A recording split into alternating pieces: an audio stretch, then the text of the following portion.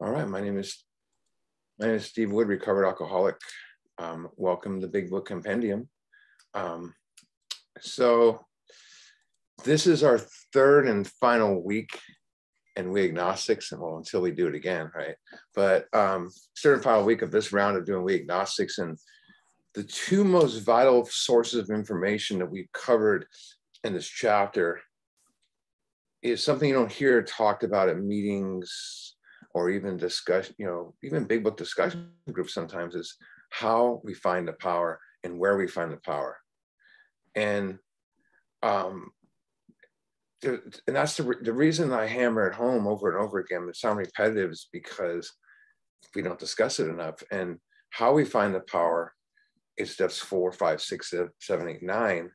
And where we find the power is what page 55 tells us. It doesn't tell us that God's up in the clouds or this power is up in the clouds. It tells us that it's within us. And that's why the steps are not about gaining anything. Steps are about getting rid of stuff, letting stuff go, removing stuff, casting stuff out so you can be closer to this, whatever you call it within you, the spirit, power, whatever. And I mean, how much closer do we need to get? It's within us. And since we've had it our whole life. But we've been talking about God.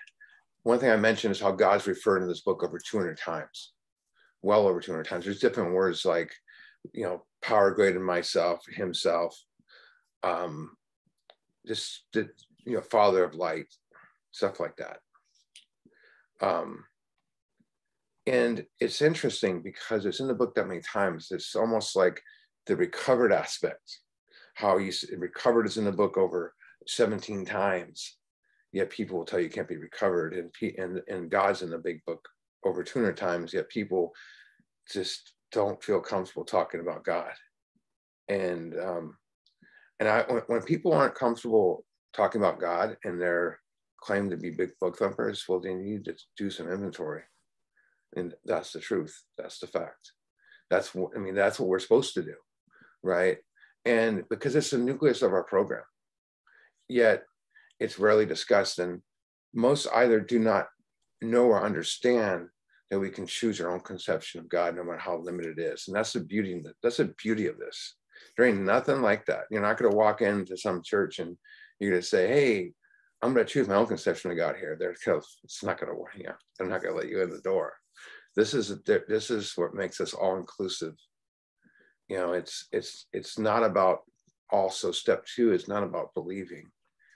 I've heard sponsors say, you got to believe in God in step 2. No, it's a 2-step program and it's a lot easier. It's simply being willing to believe in something, willing to believe and so you can move on to making a decision to seek that power. And so today, guess what? We're going to talk about God, more about God. So we're going to be on page 51. And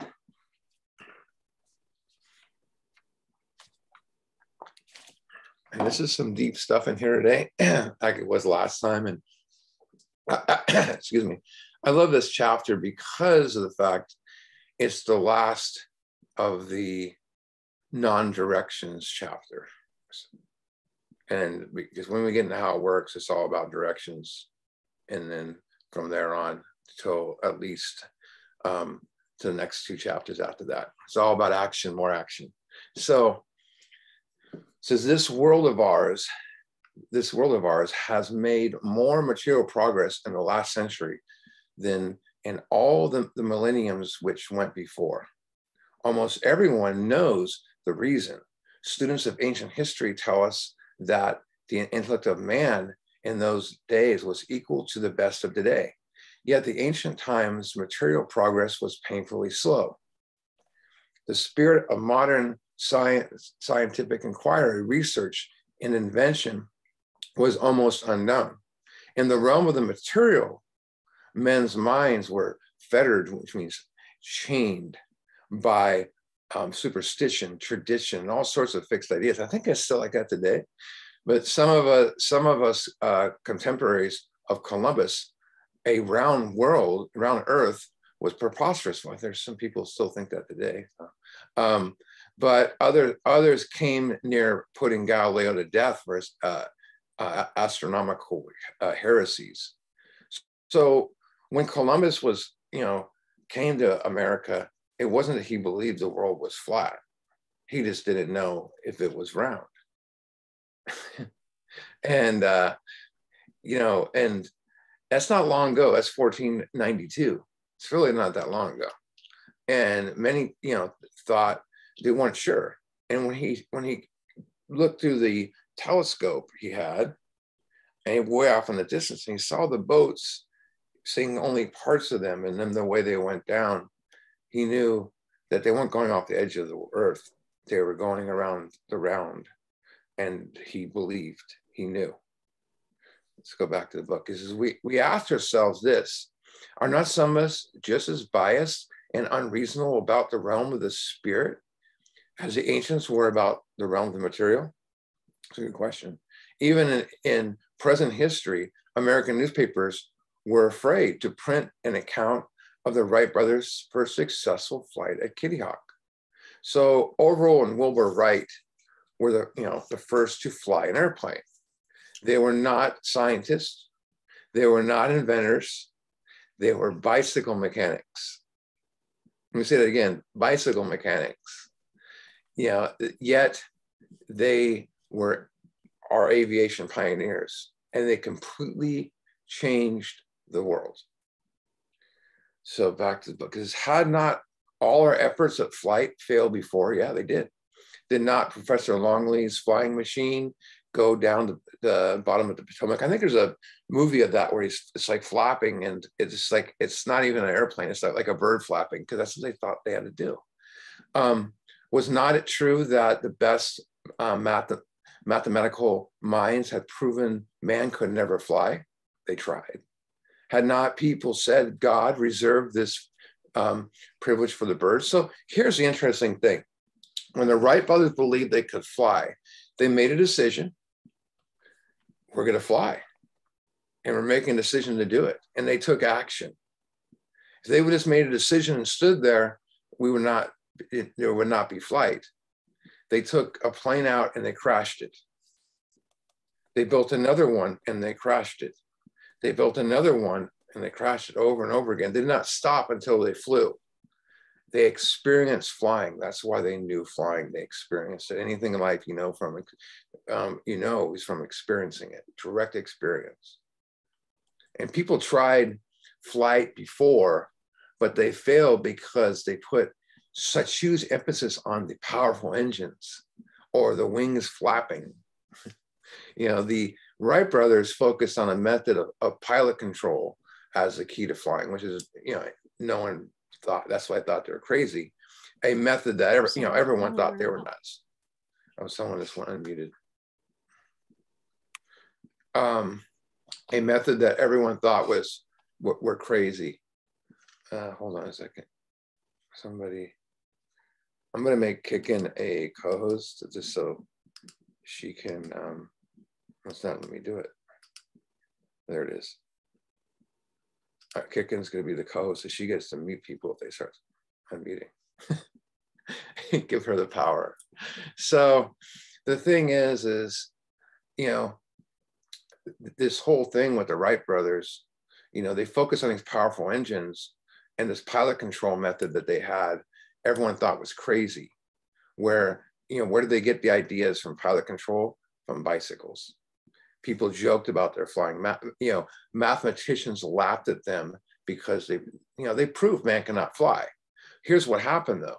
Scientists wrote these essays that it could never happen. Preachers preached that God did not intend man to fly, that if God intended man to fly, he could have wings. No one believed it could happen. Not even the greatest minds. When they flew, those mathematicians who laughed at them lost their jobs.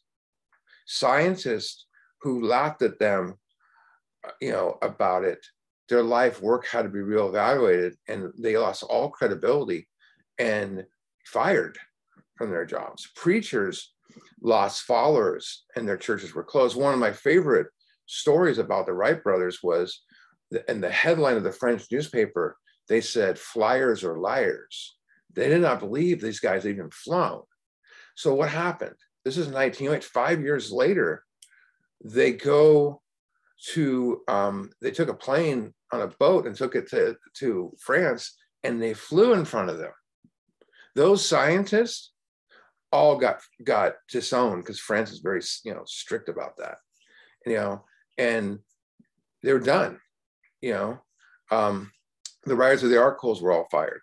So these two crazy bicycle mechanics refused to give up their dream, their ideals of flying, and turn their belief into knowing, and they turn the world upside down. If you believe in something but fail, it's simple. Keep trying over and over again. Perhaps you need to change what you believe in before you get it right. Because these guys didn't keep their beliefs. Every time they crashed, they had a new belief, right? They didn't, because what they failed in before, they didn't try again. If they were trying the same method every single time they would crash, what's what they call insanity, they would keep crashing. With each mistake, their beliefs changed until they finally got it right. Perception, repetition, continuous action, like we do in step 10. It's all about repetition. This is only 30 years later, the conquest of air was almost an old story, and airplane travel was in full swing. But most fields, our generation has witnessed complete liberation of our thinking. Show any longshore man on a Sunday supplement describing a proposal to explore the moon by means of a rocket, he will say, I bet they do it. Maybe not long either. And it's interesting because 36 years after the Wright brothers' flight, this book was written, right? But then the flight, it was all news by that time. The first commercial flight was out not far from where I live. It wasn't when I was alive. It was 1914, and they flew from Oakland to Richmond, which only Oakland to San Francisco, which is about a 10-minute drive. so I don't know. I just think about that and laugh. But that was the first commercial flight. But it's a perfect example from belief to knowledge. These two guys believed they could fly, and they did it. And they knew flight because they experienced it. All doubt was crushed and shattered from everyone that witnessed it. Everyone knew all of a sudden we could go into space, and it opened up this thing for possibilities like Alcoholics Anonymous did. In 1957, the Russians went into space. In 1969, we landed on the moon. 30 years, before that happened, in this book, people were talking about it, like right there. 30 years before, about going to the moon. It was a dream, Let's go look at this book more. It says, it is not our age characterized by the ease in which we discard. This is very important, which we discard ideas for new. By discard, we think of letting go, right? We think of putting stuff down that we can't let go of.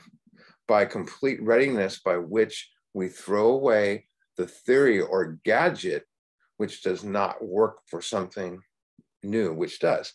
So think about how fast technology is. Go back 15 years, 20 years, the early 2000s when a different computer came out each week. And they still do, but look how fast it goes today. The next big thing is in the garbage can. You walk out, you buy a computer, it's already outdated, and you walk out the door. I don't care how good it is. But the next big thing is in the garbage can. You don't see many people walking around with the iPhone 7 too often, and even 11. The 13 comes out and they're like, I don't want this piece of junk anymore. And a year before, it was the greatest thing they ever had. But when we see the better gadget, our mind discards the old one as insufficient. I still got an older one. I say that, but think about the inventions that changed the world. Stuff that we couldn't imagine without change. You have electricity, the light bulb, the radio, the car, the train, airplane, the printing press, the battery, the refrigerator. What would we do with all that stuff? Medical, you had antibiotics, you had anesthesia, you had ICU, all sorts of things, microscope, x-ray. And then TV, you have the TV and camera and the phone, computer, internet, or, email. What would we do without that stuff? Where would we, be? And, Stephen Jobs, as far back, the founder of Apple Computers, as far back as the early 90s, he had a vision of a device which would be a phone, computer, TV, camera, email that could all connect to the internet. And his coworkers thought he was crazy. And in 2007, years after he had the thought, this iPhone thing came out. And I think it changed things a little bit, the way we look at stuff. But he had a vision and he never gave up. And he knew it would change the way we communicate, much like he had a vision for a computer being in everyone's home 10 years prior to that, or even more prior to that. He had that idea. But the iPhone, when the iPhone came out, the flip phone was a big thing. And then, or the BlackBerry, they were gone right away. They were gone. And the thing is, and then you had the knockoffs like the Android and all these other things. But look what it did. And don't forget, the theories which have been proven wrong. I was just reading about the other day, the black slate theory, with that, people are born with no built-in personality and traits or built-in mental content. That was proven wrong. People believe the earth was flat. There was the belief that the sun rotates around the earth. And that was just proven in the 1500s. There's the germ theory, which is another one I was reading about not long ago. That, that germs were caused by bad air. That was just proven like in the 1800s. But then there's a belief from not long ago. There's a belief that like ulcers were caused by stress. In the 80s, that was disproven. I mean, my grandmother always talked about that. Oh, my ulcer, when she was stressed, and it wasn't anything to do with her stress. But there was, the belief that the continents around the world never moved. That was disproven. So my point is when any of these old theories are debunked, the old ones are no longer relevant. We laugh at them. I mean, go back 100 years and look at the inventions. Look at the cars we had 100 years ago. Look at the TVs, the old TVs where you were the remote. Some of us remember those, where we had 3 channels and UHF, and all that. We laugh at that stuff. Then we had the payphone and the pager. Now they're a museum piece. My kids look at those and they go, "What's that?" They found my pager one day and they're like, "What is that thing?" Even the first iPhone, which is like that big, is a museum piece. But just like people 100 years ago from now will laugh at the stuff that we look at today, and the devices we use are compared, because we change, we push this stuff away and disregard it. Things change very, very quick. I mean, like when the light bulb was invented, kerosene lamps were everywhere. And all of a sudden, 10 years later, some people didn't know what they were. It's tossed out. So here's the $1 million question. And I'm going to say it in the book. Look what the book says. We had to ask ourselves, why shouldn't we apply our human problems with the same range to change our point of view, to disregard this stuff? How come when we have continual problems, we cannot change our point of view and toss them to the side effortlessly, like we do the new iPhone when it comes out, the new gadget that no longer is relevant? Here's why. It's because we're driven by things like pride, high and low self-esteem, security, emotional, material, and our sex instincts. And these instincts, when they become misdirected, are what we try to fulfill rather than following intuition inside of us. I know I needed to change my thinking and get rid of, things, but no longer work. And that tore me down every day thinking about it. But when I would think about it, I would think, nope, I can't do that. That's impossible. This could wreck everything. That's the way I would think. But let's see what we need to change. And this is some vital information. We read that, some of us in here have read this a lot of times. So it says, here's things that we needed to change. We had trouble with personal relations. Well, shit, so who didn't, right? Who does or who doesn't? Perhaps, that my personal relations, it's very relevant, because what's one of the things in step 4 third column? Personal relations. How many people's personal relations do we struggle with even right now? Humans always struggle with personal relations in some form. I was over my Easter Sunday celebration yesterday, and my brother was there, and he was being his usual high-strung self, and I started to get caught up in personal relations. And I just had to pull myself away for a second. But this is perhaps what we need to be spiritual and create spiritual relations with others, is to have spiritual relations. So look what it says next. We couldn't control our emotional natures. Can you control your emotional natures, or do they control you? That's the question. And when is your emotional security not affected in a resentment? It's always affected, just like fear. It always affects your emotional security. Sometimes fear, maybe not as much, always resentment. If I'm unaware of any of my emotional problems, they're running my life. And our security must be grounded in a power greater than ourselves. Look at the next one. This is a deep one. We are prey to misery and depression. Who hasn't?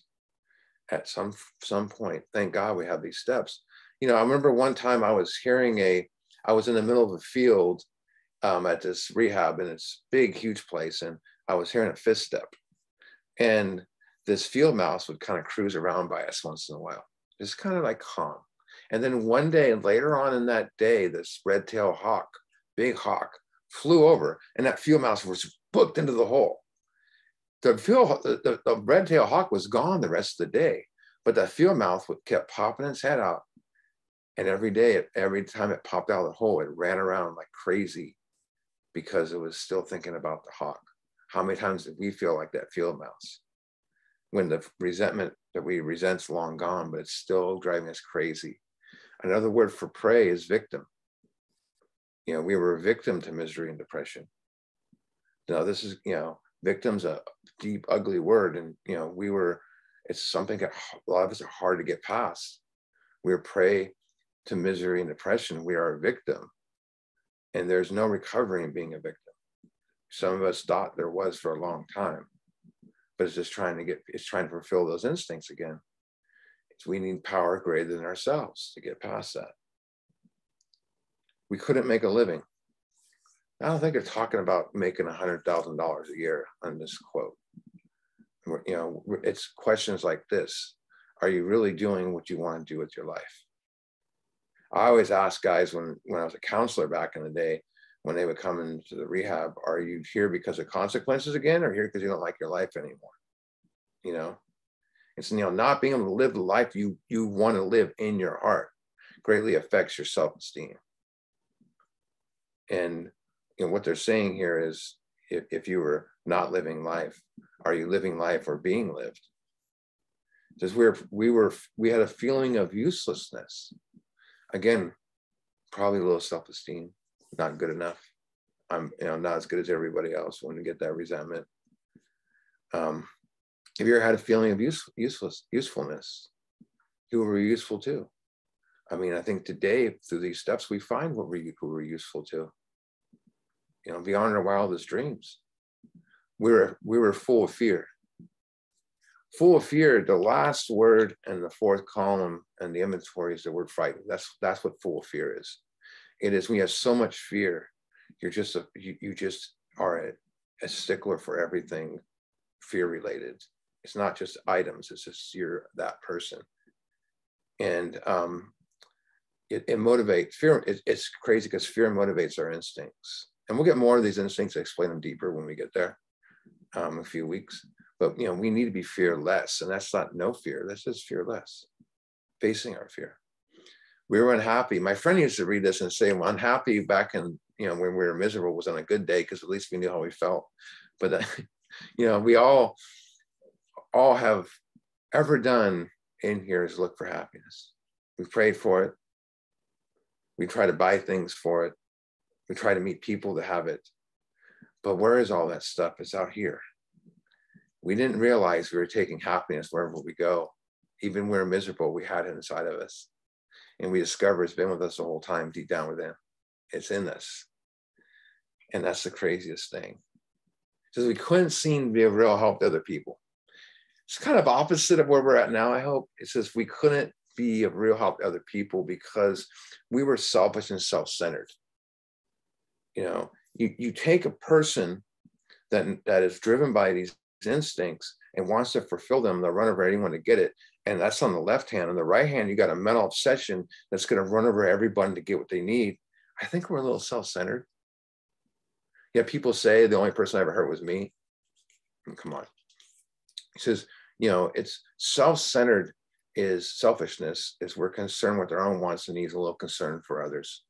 When we awaken and we have a spiritual awakening, we become other-centered.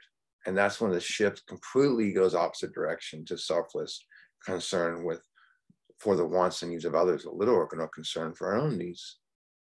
And so, you know, here's the thing with that is you don't have to try to have that. You just go out and help someone.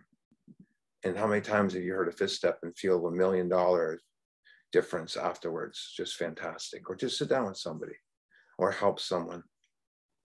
You know, I mean, I this afternoon, I go and feed the homeless with some friends, and it's not, you know, necessarily part of the 12-step program, but it is part of service.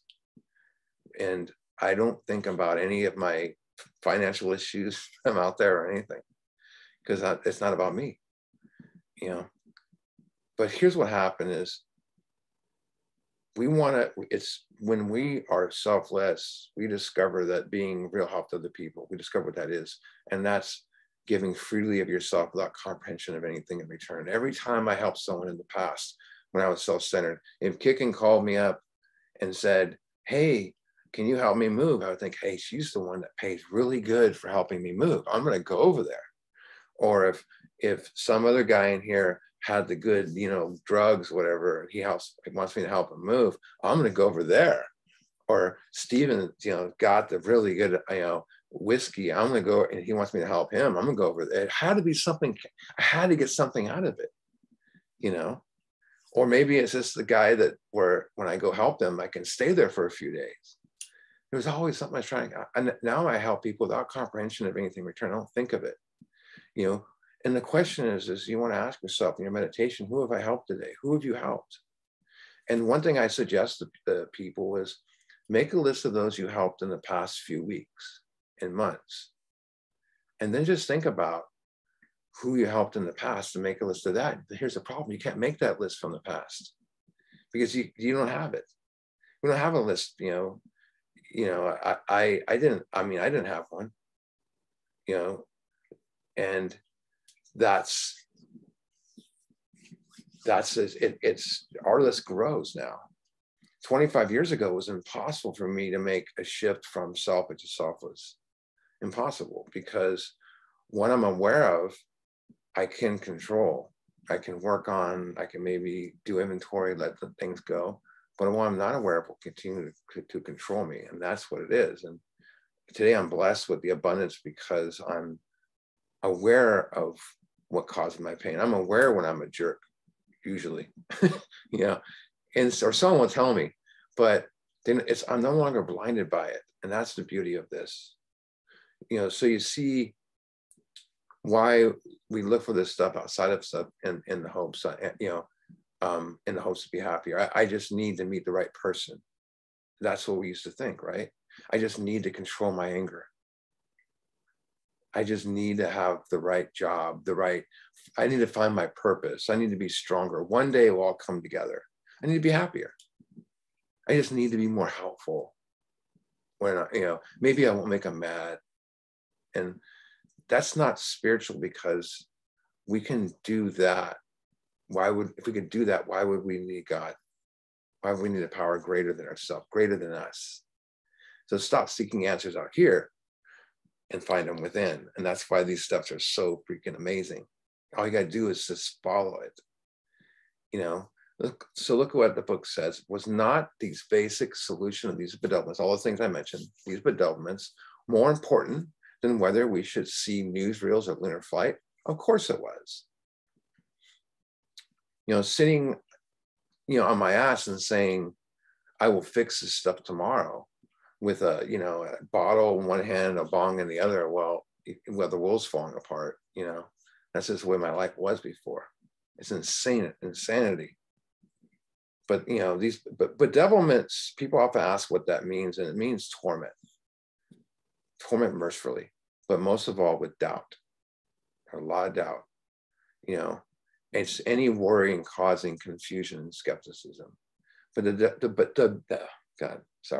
bedevilments sum up life of the active alcoholic, but also the dry alcoholic without a solution. That's most important. The restless, irritable, discontent person, the high anxiety, easily pissed off, not satisfied. And they are, the manifestations of a blocked spirit is what they are.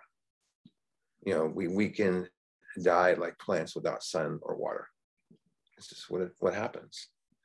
I knew I suffered from something. I didn't say bedevilments, but I couldn't buy into the idea, what had worked for me. I couldn't buy an idea that what had worked for millions would work for me. And I'm going to AA for quite a while this time, and because in my mind, my misery and depression was worse than yours. So it can't be fixed. I'm special. And I would look around the room, and people that I used to drink with and use with, all of a sudden are coming in looking like people that never did it before. And their eyes are glowing. Yet that can happen to me. I'm different than these people. We defend our misery. Those steps won't work for me. Back to the book. It says, when we saw ourselves solve their problems by simple reliance upon the spirit of the universe, we had to stop doubting the power of God. So when we see others repair their lives, we start to believe this. Remember, it says God could and would if he were sought. Now, if you look at the first A and B, we can grasp that. We can grasp A and the ABCs because it's saying we're alcoholic. We know we have an allergy and all that. And we know that God could and would. That power of good in ourselves can restore us. But then it says God could and would if we were sought. How do you, if you don't have the example right in front of you, yourself, your experience in front of you, if you've never experienced God, how can you believe God and would if you were sought? Because we see others repair their lives, and we start to believe that God could and would. For me, it's insanity. That was a catch-22, and because I was told if you do this process as a same way as the first 100, you'll get the same results as the first 100. But at the same time, I didn't trust anyone or anything that walked, and I was hit with the truth. I was hit with this truth, and it's what changed me a lot. This book's right back to the book. Our ideas did not work, but the idea of God did. I don't know why that simple sentence hit me that hard, but the truth hit me right between the eyes, and none of my ideas worked. That's why I'm sitting here. And now I have this new idea that makes sense because it wasn't my old idea of God. It was a new idea of God. And that God was within me. So I started to trust that God idea might perhaps work. A little bit of my mind opened a little bit. That was my baby steps of having, the faith. Back to the book. It says the Wright brothers' almost childish faith that they could build a machine which could fly. They believed and no one else did. The Wright brothers' almost childish faith that they could build a machine that could fly was the main spring of their accomplishment. Without that, nothing could have happened. So when I finally believed I could have what others had, I took action towards that belief, and guess what happened? I had it. To much as my surprise, even. There was faith. There was faith. I thought faith would come to me instead of it just, I would just blown away by this. I was living my belief in action all of a sudden. So belief starts it all. Belief to faith. But when it says belief to faith in anything, it's the two that matters the most. Belief, action equals faith. So if a lot of people just believe in God, which means they know about God, but they don't know God. To reach faith, we must take action, or all we ever have is a belief. I had this belief. I years ago, I mean, I had this insane belief that no one trusted me, that with the income my wife and I have, we could own a house. You know, we didn't have great income. Friends and family, my dad thought I was crazy. And they said, it's not going to happen. You're not going to get this one. I came up with this plan from this other book I had, financial book. And I came up with a belief system. I mean, I followed the belief and the action that came with it. And my belief of I could have a house. Also, I had faith. So my wife believed. And then she had faith as well towards it. And the next thing, we had this house. And then my brother, who said we couldn't do it, and my friend who said they couldn't do it, they went and got one as well. You know, I had this dream and got it resolved. And like, his question is, what's your dream? You know, all you need is action, anything. We get in these ideals later on. We'll talk more about those later. You know, my real question is, what are you resisting?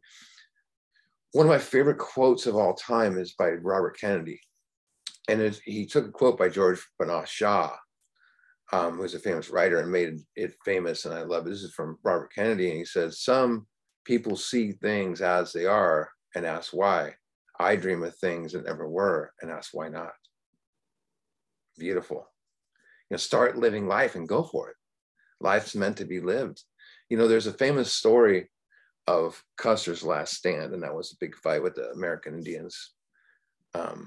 And the Indians are outnumbered by thousands of American cavalrymen, thousands of them. You're talking 100 to 1 or more. And the other one turns to one Indian and says, it's a great day to die. I never knew what that meant until I have Native American in me. So one of my friends, you know, it's a relative who's Cherokee, told me what he meant was make a great day to die. And I'm like, what? What does that mean? Make a great day to die.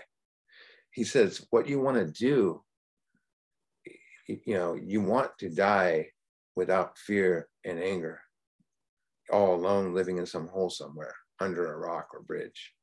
Is meant you want to, you know, make your life great, come into a way of living and live it. The steps to that for you, you know, and when you find something worth, you know, like my grandma used to say, when you find something worth dying for, what you have, you finally found is something worth living for, actually. I always tell sponsees when they come back, the retreads come back and they got kids, and I say, would you die for your kids? And they say, yeah. And I say, how about living for them? You know, the things that we say we would die for, it's what we want to live for.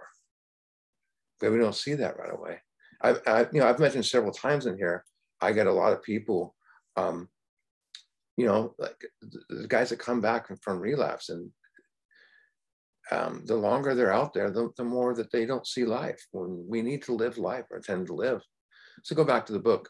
It says, we agnostics and atheists, we're sticking to the idea that self-sufficiency, that's my power, my thinking without God, would solve our problems. When others showed us that God's sufficiency worked with them, we began to feel like those who had insisted the right brothers would never fly after they flew, right? So, you know, remember those scientists, those mathematicians, those preachers who knew everything, yet were closed-minded, and they flew and they looked like fools. And look back, were you like that, closed-minded? This book talks about two types of things. Page 55 mentions we saw people with spiritual belief, but we used to laugh at those who think spirituality was the way of weakness, we laughed at those who found God, basically. And page 68 says, now we laugh at people who say spirituality is the way of weakness. At first, we're laughing at the people when they say God saved them, and we only smile, like the book says. In 68, eventually we laugh at those people that say it's the way of weakness. You know, maybe you believe 1 second and your mind slams shut, but, you know, I've been like that. I'm lost again. You know, there's a story I loved that I didn't get growing up. I grew up Catholic, and I was taught, there's a lot of things I was taught over the years, and I'm into every spiritual book that's ever been written now. I've tried to read so many of them. And I always get pulled back to biblical stuff sometimes and actually see what's trying to be said. And one of my favorite stories is Jesus walking on the water. I always thought that was a what? And then a friend of mine explained it, and this, it makes sense. And Jesus is walking on the water, and the disciples are sleeping in the boat, and Peter gets awoken by the lantern swinging above his head, back and forth, and he jumps up and he realizes there's a huge storm, and he looks and sees Jesus walking on the water, and he says, "Master, is that you?" And Jesus says, "I am." And Jesus says, "Come to me." Peter says, "I can't." He says, "Look at me and come this way." And Peter steps off the boat. He takes a few steps and he's walking on the water, but he gets distracted and starts to sink. And he says, he calls out for Jesus' help, and Jesus says, "Look at me, look at the light, look at the light." And he's able to keep walking, but then the storm gets crazy and the lightning goes around him and he sinks and falls in the water. You see, as soon as he took his eyes off the light, it's the moral of this story, is he starts staring at the problem, he sinks and gets dragged down by the problem. And faith is simply taking that next step. Fear will sink you every single time. And when he had faith and focused on the light, he walked. When he had fear, he sank. The same is true for us. Fear will sink you. It's back to the book. Logic is great stuff. We liked it. We still like it. It's not by chance we were given the power to reason, to examine the evidence of our senses and draw conclusions. So examine your thinking, and see what drives your thinking, conclusions based, and all that. And maybe you'll fly too. Do your inventory. Do 4 through 9. That is, it says, that is one of man's great attributes. The agnostically inclined would not feel satisfied with a proposal which does not lend itself to reasonable approach and interpretation. Hence, we are at pains to tell why we think our present faith is reasonable, why we think it is more sane and logical to believe than not believe. Why we say our former thinking was soft and mushy when we throw our hands up in doubt and said, we don't know. When we became atheists, when we became alcoholics, crushed by a self-imposed crisis, look at the words there, self-imposed. Here's the thing I try to tell people at meetings. This is a self-imposed crisis. Self is instincts. It drives us. It wasn't your upbringing, what people did to you or said to you. It's not anyone else's fault. It's not God's fault. Self-imposed. It was instincts misdirected that caused our problems. And we see that in the 4th step. So elimination of self is the goal, right? Elimination of self. My neighbor across the way, he can, he can be self-centered. He can live on instincts. He can be a jerk because he's gonna have 2 drinks and be unwound. I'm gonna have 2 drinks and be off and running because we have an allergy. We can't afford to have misdirected instincts because we're always gonna be trying to fulfill it with, we're self-medicated. We can't. So, when we became alcoholics, crushed by self-imposed crisis, we could not postpone or evade. We had to fiercely face a proposition. So here's the truth. There's nothing fearful about facing fear. That's what people always think. There's nothing fearful about facing fear.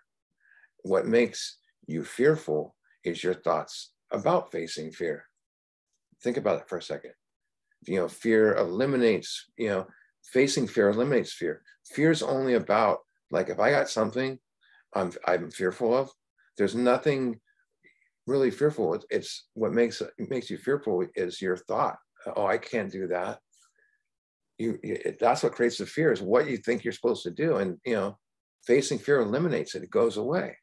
So that's why I always say fear is telling me to do something a lot of times. And not facing fear, we stay in fear and live in fear.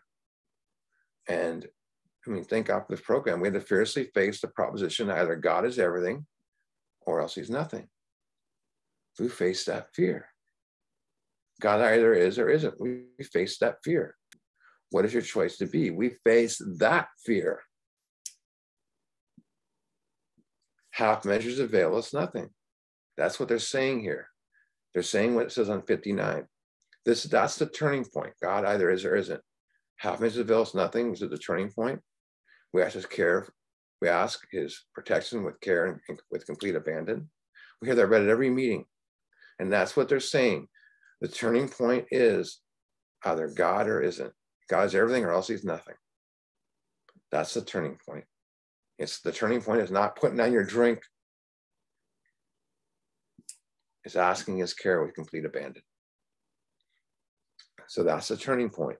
Either God is everything or else he's nothing. God either is or isn't. You know, I mean, that's the question is, are you ready for that? To truly make that choice. God is everything or else he's nothing. What about the little part we can have in the middle, that God is kind of, or we can have there's no middle ground.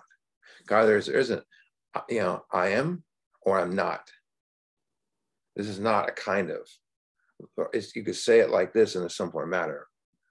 Love is all there is, or all there isn't, or it's nothing, right? And here's, some make a ton of mistakes in the program, seeking God and, in AA or the church or some kind of faith, is that they reached a fork in the road. You've seen the fork in the road picture where the guy's standing there and he's scratching his head and go left or go right. How many of us have stood in the fork in the road, even in recovery? I gotta, break, in this marriage, or I gotta, in this job. And we stay in that fear until, we get an imaginary ulcer in our stomach, And here's the thing. When you come to the fork in the road, take it. And what that means is do either one,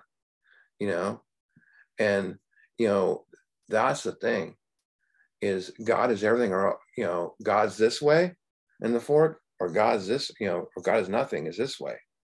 They stand there in the middle of the road and they wonder why they get run over, so to speak. Nothing changes. You're standing in the middle of the road. I was lost when it came to understanding God. I wanted to understand God before I had God, not knowing that I had to have God to understand God, if that makes sense. The priests tried to explain it to me. The nuns tried to explain it to me. My parents tried to explain it to me.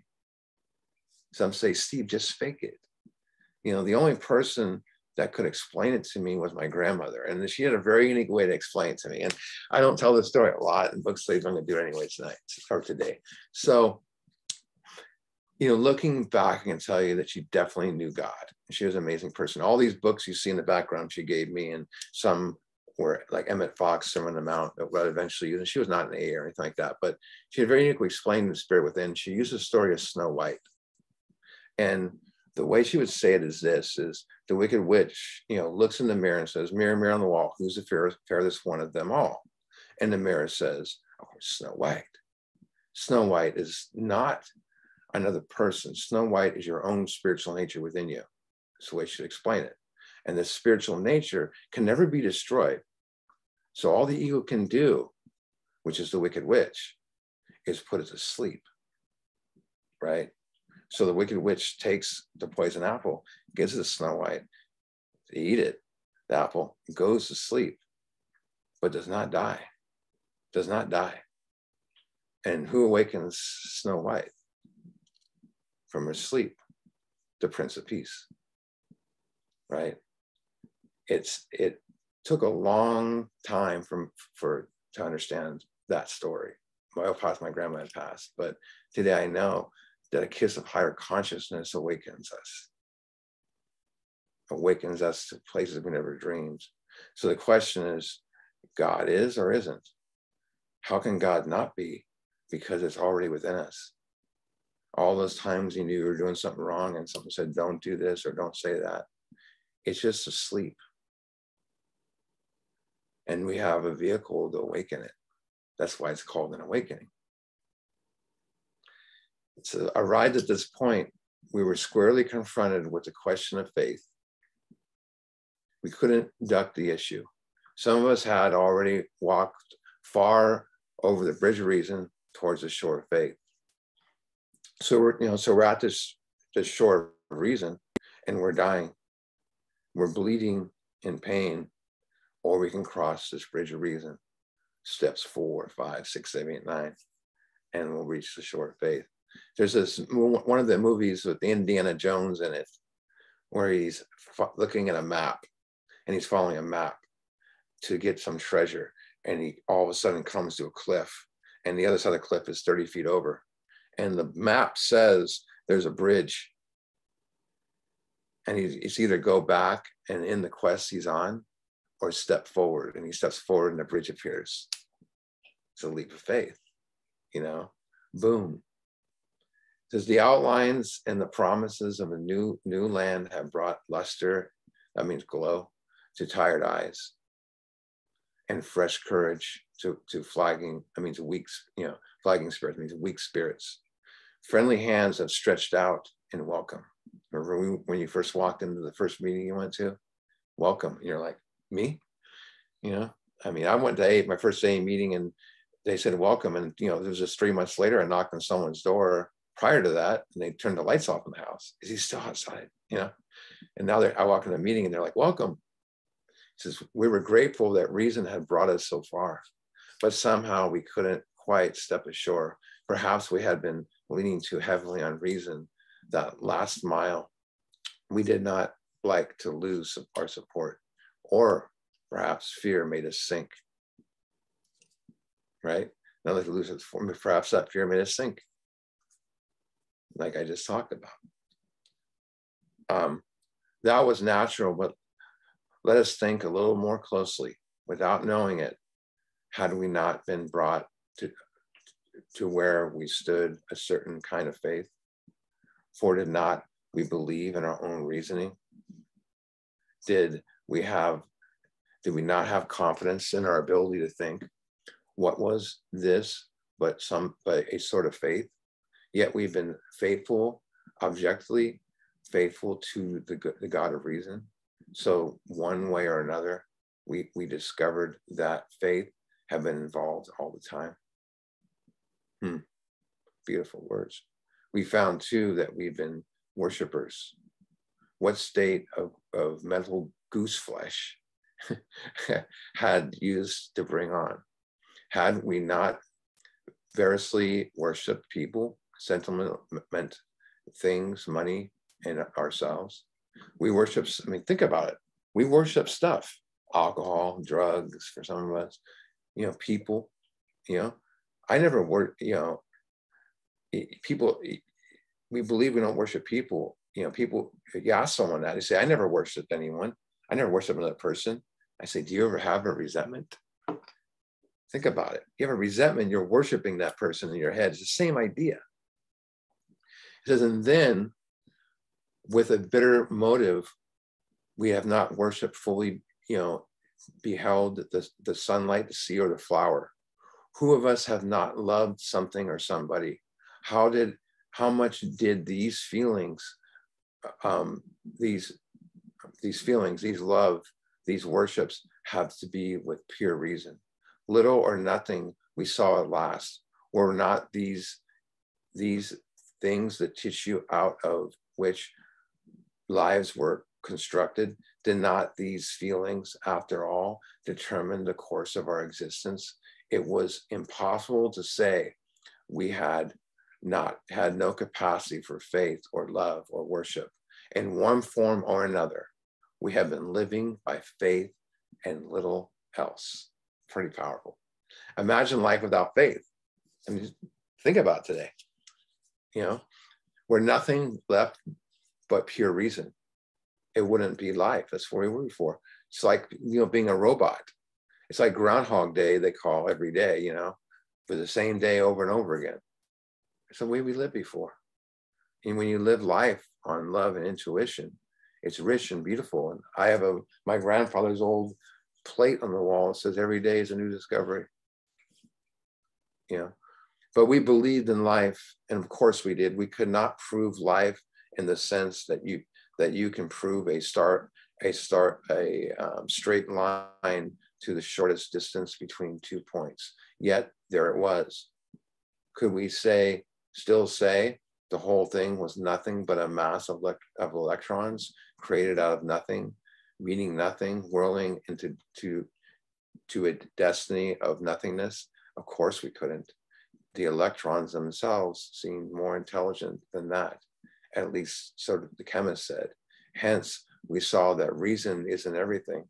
Neither is reason, as most of us, entirely dependable through the emit from the best minds. What about the people who proved that man could never fly? So we covered page 55 earlier, and in this book study, we did at the beginning actually. We Agnostics, and that's like God's deep down within. So we're going to go to the bottom of that page.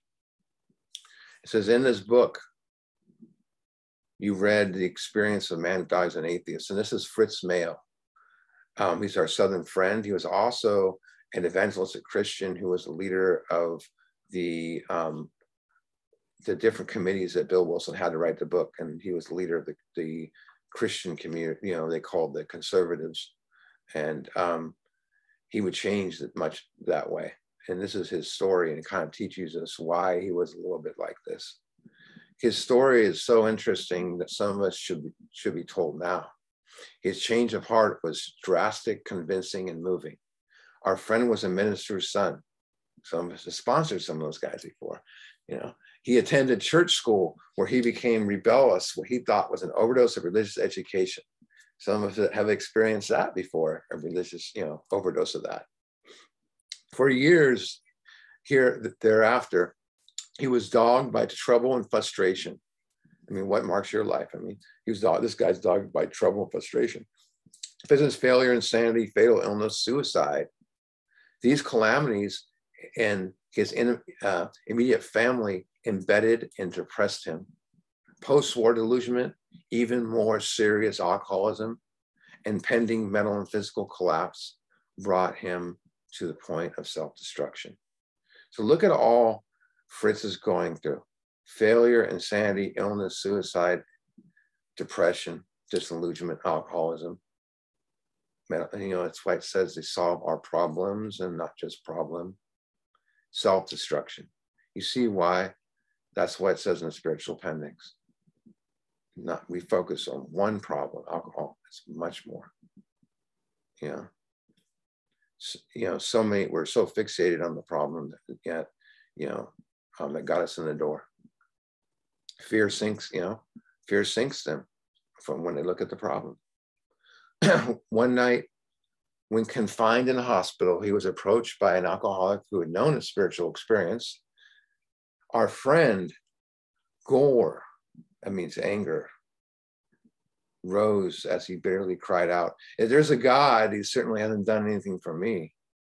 Did any of you ever say that? Is he suffering from separation of God? No, he's suffering from what I call the illusion of separation from God, because you can't be separated with what you already have. The illusion, or should I say, God is asleep.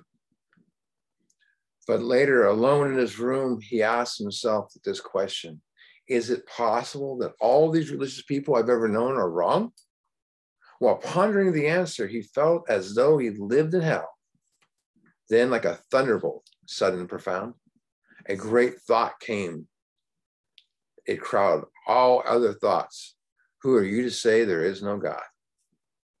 Very powerful. The obsession is described as a thought that crowds over all thoughts.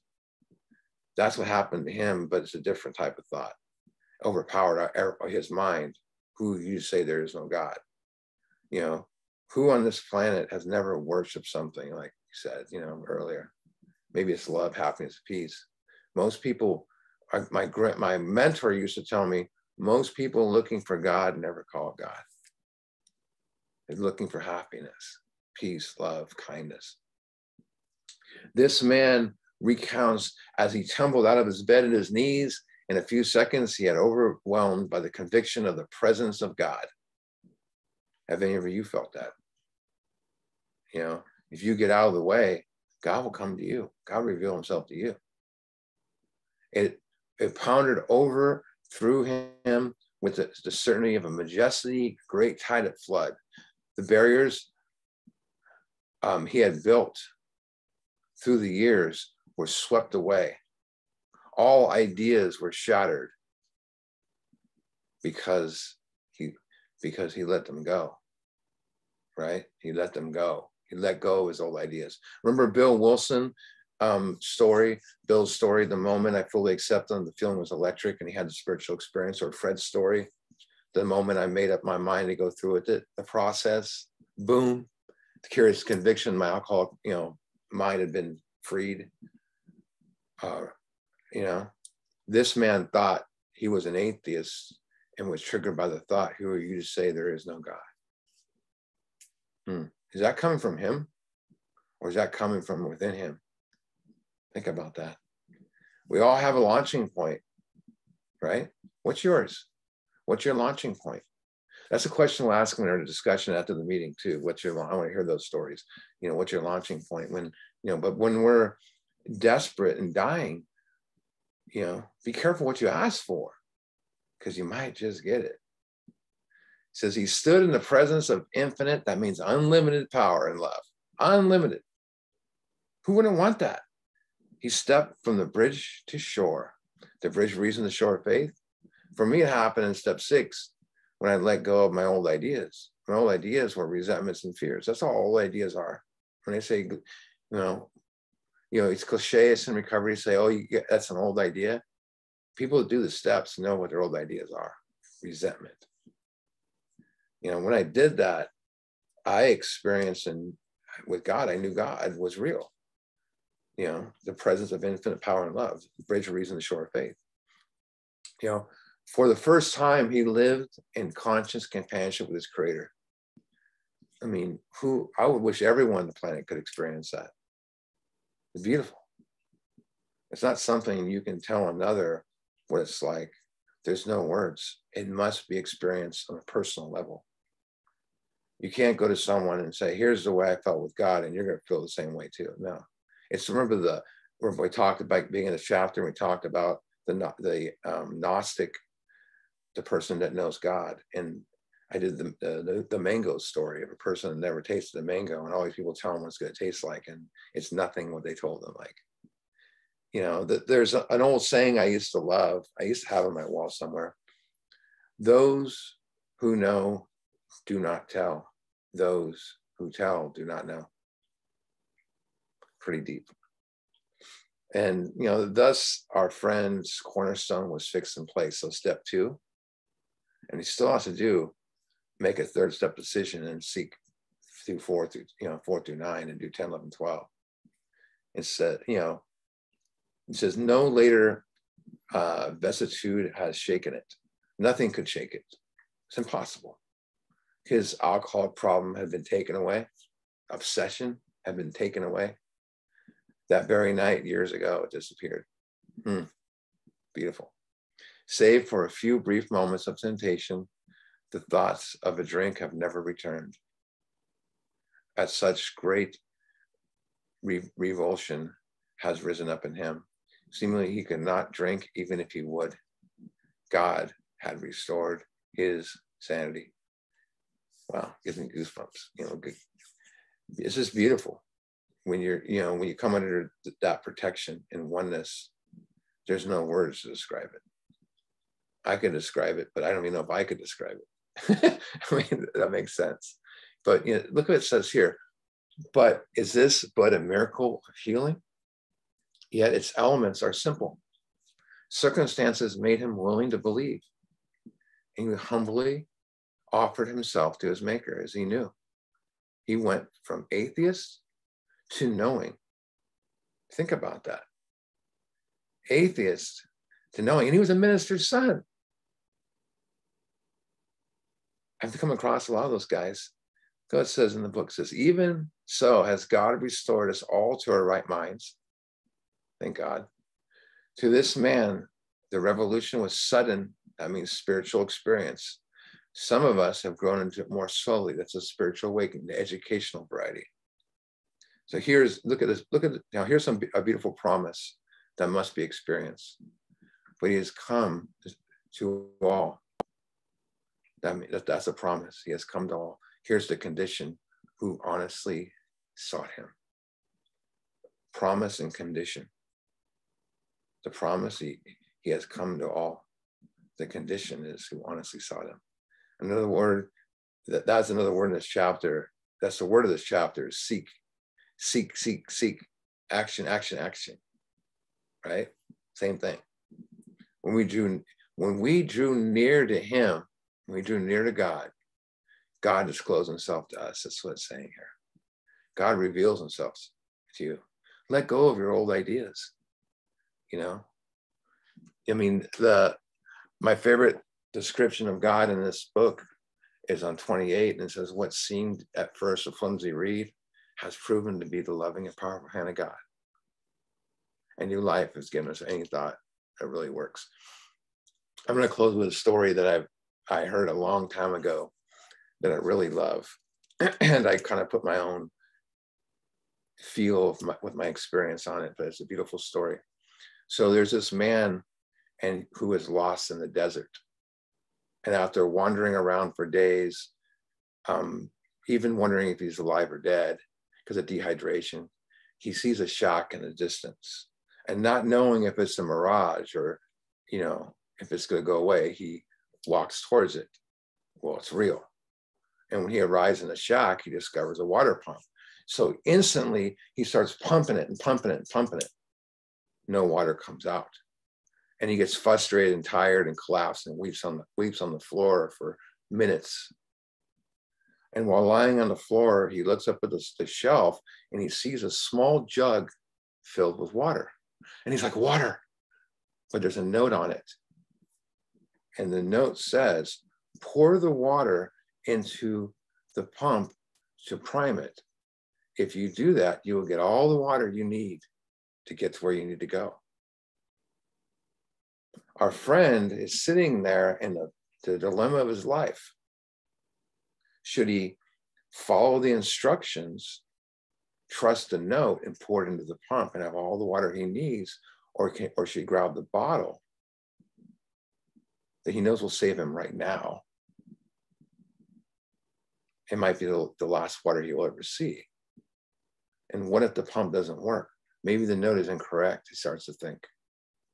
So the man decides to take a leap of faith and trust the note and what it said in the instructions. And his hands are shaking and he pours the water into the pump. When he's praying, nothing's happening. He starts crying, and then all of a sudden it makes a gurgling sound and water comes gushing out. And he laid into the pump for minutes and started taking all the water. And he looks up on the shelf and he sees 6 empty jugs. And he fills those 6 empty jugs. After he fills the empty jugs, he looks up at another part and he sees a map that showed just how far civilization is he needs to go. And that those 6 empty jugs is just enough water to get him there. Anything less would kill him. He then filled the original bottle back up with the cork in there. And in the original note, he picked up the pencil and he added one line to that instructions: believe it works. So we all have faced the situation before where we have only 2 options, life or death, where there is doubt and uncertainty whether life, would or work or not. Yet all of us, all of us here made choices to seek this journey based on trust and the promise of another person. Some of us, these promises of another person will never even meet. But after we make this choice and we discover faith, we too can inspire another by saying, believe me, it works. So speaking of it works, next week we will begin how it works. And I have my utmost job to try to give you a look at those first 2 pages of how it works. You've heard read thousands of times at meetings, to have different appreciation for it. So I'm going to stop the recording for now.